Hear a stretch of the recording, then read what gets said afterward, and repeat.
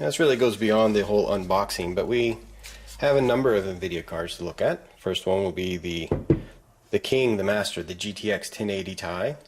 This was a generation that supported SLI across these two fingers and had the single fan blower style cooler.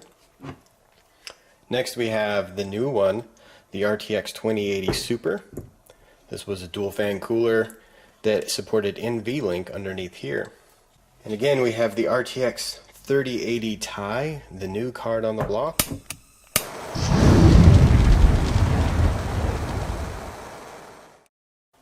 Well, we have a new surprise.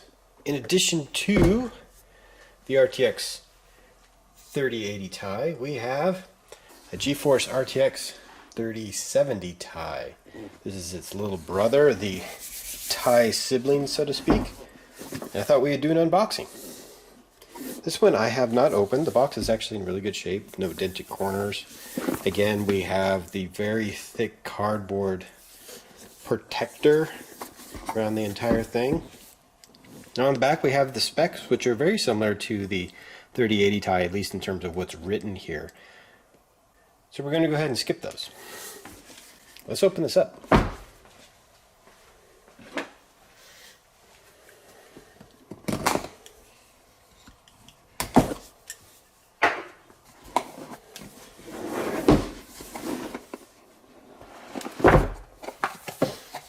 Alright,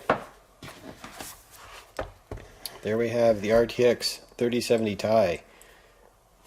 Visually this should be identical to the 3080, but we do have a few noticeable differences, and we can do a side by side in a moment, but let's get it out of here. On the front we have the single fan and the fan on the back. This is the reverse flow fan. This is completely closed off. There's no venting. On this side though we have a through vent. You can see that in the shadow there. And vertical fins this time. And it's completely separate. So we have this piece that's blocked off, runs around to the top. So all the air from this side of the heatsink is going to be vented out the top, or the front, or the I/O side. And then this will be passed through the heatsink onto the back. We have the same micro power connector here, which looks like it's a dual 6-pin. Instead of having the big blocky one off to the side, we just have this adapter piece right here. So you need to use the included adapter to hook this up. Along the edge, we have our HDMI 3 display ports and a slightly obscure vent, which is unlike on the 3080 where it was big open holes. This has a nice little mesh on. It's kind of nice. In terms of size though, this looks to be a lot smaller. Let's take a look. 3070.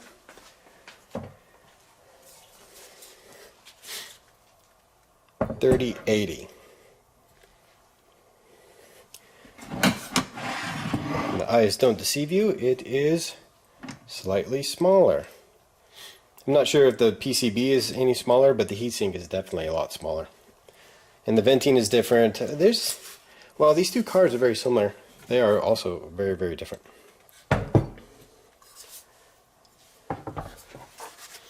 Inside the package, we should have the same items. GeForce RTX 3070 Ti manual, the quick start guide in multiple languages. The support guide. And aside from any OCD people out there, I have a feeling that these go into the recycling almost immediately. Warning. And here is our power adapter.